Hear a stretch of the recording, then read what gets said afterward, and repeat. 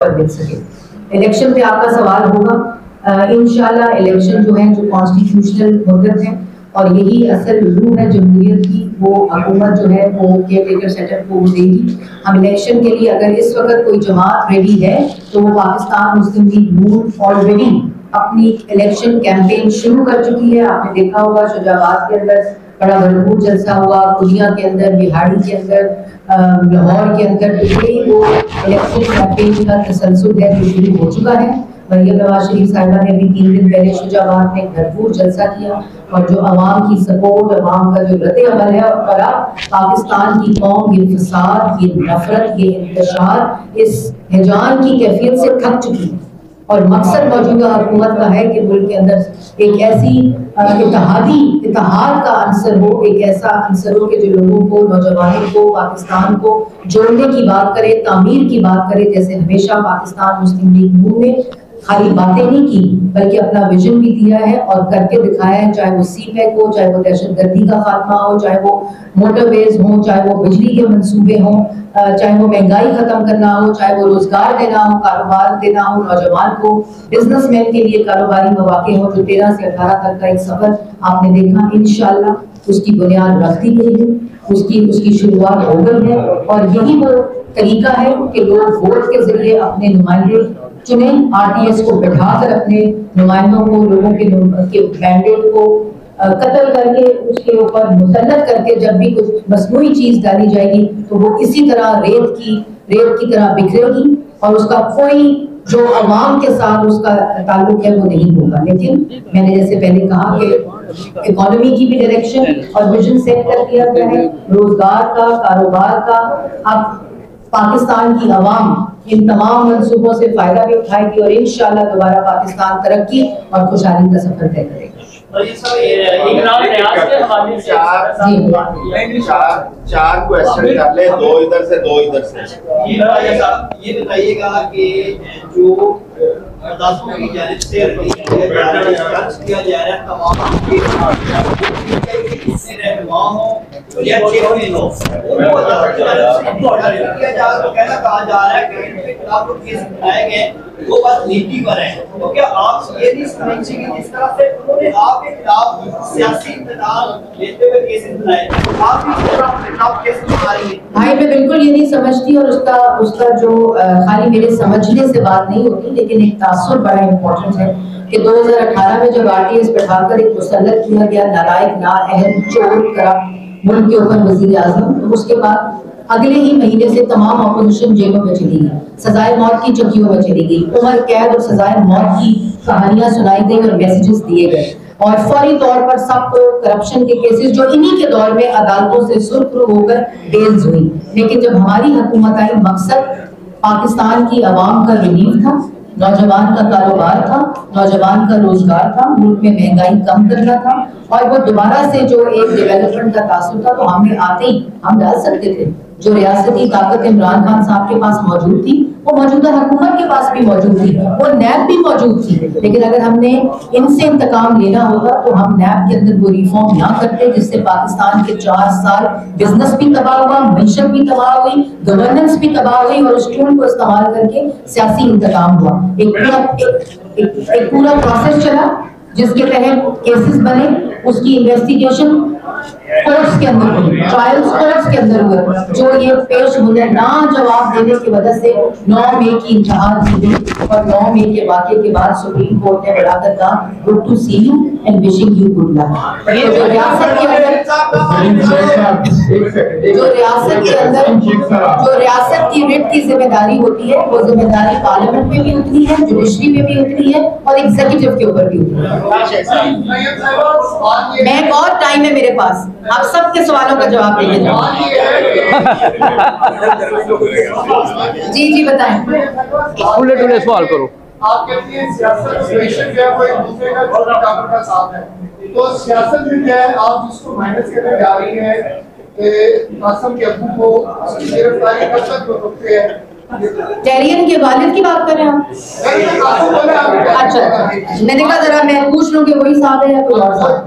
पहली बात तो है कि अगर अपने अमाल ठीक हो तो सियासत से किसी को माइनस नहीं किया जा सकता, जिसकी जिंदा मिसाल मोहम्मद नवाज शरीफ मौजूद है। जिनको माइनस करने की, जिनको सियासत से हटाने की बातें मैं बचपन से सुन रही हूँ, लेकिन जब जिसकी बुनियादें और जिसकी जो जड़ें होती हैं वो पाकिस्तान की आवाम के अंदर हो, जो मसनूई तौर पर मैंडेट्स को चोरी करके आरटीएस को बिठाकर मुसल्लत ना किया गया हो, तो फिर उसको कोई माइनस नहीं कर सकता। और दूसरी बात यह कि 2018 से लेकर 2022 तक जिस सियासी इंतजाम और माइनस करने की साजिशों से पाकिस्तान मुस्लिम लीग नून गुजरी है, इनके साथ क्या हुआ? जो आधा घंटा जेलों में नहीं रह सकते, जो रोना पीटना डाल देते हैं, जो जमातें होती हैं जिनके लीडर बहादुर होते हैं, गीदड़ नहीं होते, वो जमातों को भी कोई माइनस नहीं कर सकता, उन लीडरों को भी कोई माइनस नहीं कर सकता, उस सियासतदान को भी कोई माइनस नहीं कर सकता। लेकिन अगर उधार की ली हुई पार्टी हो तो वो इसी तरह रेत की तरह बिखरती है। मैडम ने कहा है कि उनके पास टाइम है, आराम से बातें करें, मैं आपसे मिलने आई हूँ, आप बातें करें। पाकिस्तान पार्टी को मुस्लिम लीग नून की चॉइस या बी टीम कहा जा रहा है, क्या ये बात दुरुस्त है? कौन कह रहा है? कौन? मैंने तो नहीं सुना। पाकिस्तान मुस्लिम लीग नून अल्लाह ताला के फजल से मोहम्मद नवाज शरीफ की क़यादत में पाकिस्तान की सबसे बड़ी जमात है और इस वक्त इलेक्शन के लिए तैयारी कर रही है और पाकिस्तान के अवाम के पास इलेक्शन का मैंडेट लेकर जाएगी और अवाम से मैंडेट लेकर इंशाल्लाह अवाम की खिदमत करेगी। मेरा तो दिल करता है कि अभी इसी घंटे आ जाए और इंशाल्लाह बहुत जल्द आएंगे, क्योंकि पाकिस्तान मुस्लिम लीग नून को तो मोहम्मद नवाज शरीफ साहब की जरूरत है, लेकिन इस वक्त पाकिस्तान को मोहम्मद नवाज शरीफ जैसे लीडर की जरूरत है और ये पाकिस्तान की जरूरत है कि मोहम्मद नबी। अच्छा मैडम ये बताएं, ये जो सहाफी 9 मई अच्छा इसके यार क्या हो गया, सारे बंदे आगे खड़े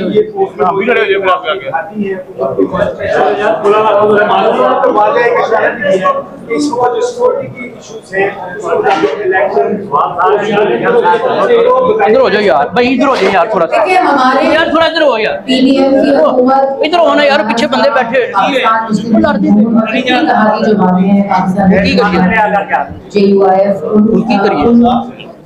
प्राइम मिनिस्टर कैटेगोरिकली ये बात कर चुके हैं कि इलेक्शन मुल्क में कराना सिर्फ इलेक्शन कमीशन की जिम्मेदारी है और एक आईनी मुद्दत पूरी होने के बाद इलेक्शन कमीशन जो है वो डेट देगा और तमाम जमातें उस डेट के मुताबिक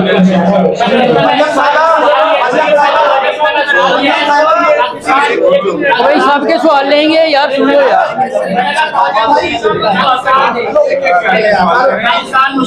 मरियम साहिबा क्या आइंदा इलेक्शन में मरियम नवाज शरीफ साहिबा हमारी वज़ीर आज़म होंगी? ये पार्टी और अवाम फैसला करेगी। अच्छा मैडम साहब ये बताएं कि without the support of IMF आपने ये बजट दिया जिसमें आपका जो टेंटेटिव टारगेट है जीडीपी का 9 समथिंग के करीब है। लोग ये कह रहे हैं और पाकिस्तान के एनालिस्ट ये कह रहे हैं कि आपने फिर वक्त इस बजट को अपने गले से उतारा है ताकि आने वाला कोई भी केयर टेकर सेक्टर जो भी इम्पोज करनी है नई कंडीशन वो कर देगा। क्या ये बात इसी तरह है कि जो बजट है, इस बजट के साथ आप लोग इलेक्शन का बजट तो बन सकता है लेकिन विदाउट IMF सपोर्ट अब आगे नहीं चल सकते? देखिए पहली बात तो ये इसका फैक्ट ही गलत है। IMF के प्रोग्राम को इस वक्त हम नेगोशिएट कर रहे हैं, एक सस्पेंडेड प्रोग्राम को, एक वायलेटेड प्रोग्राम को, जिसकी वायलेशन जिन्होंने जिन शर्तों पे दस्तखत किए थे उन्होंने ही कर दी थी, उन्होंने इसको सस्पेंड कर दिया था। हम 2 साल पिछले साल से लेकर इस बजट तक हम उसकी नेगोशिएशन के अंदर हैं और उनके साथ जो बजट बनता है तस्वीर शेयर होती है और वो ऐसे नहीं होता कि उसको साइड पर रख दें, उसको कर दें। और जो सियासी जमातें होती हैं जिनका मकसद पाकिस्तान की आवाम को रिलीफ देना होता है, वो बजट बनाने को सियासी उतारती नहीं है, बल्कि एक एक लाइन जो उसमें लिखती है वो पाकिस्तान की आवाम के लिए और क्या चीज पाकिस्तान के नौजवान, कारोबार तबका, सेक्टर्स, IT जैसे मैंने आपको बताया, youth program, agriculture, exports, women जो एम्पावरमेंट है उसका।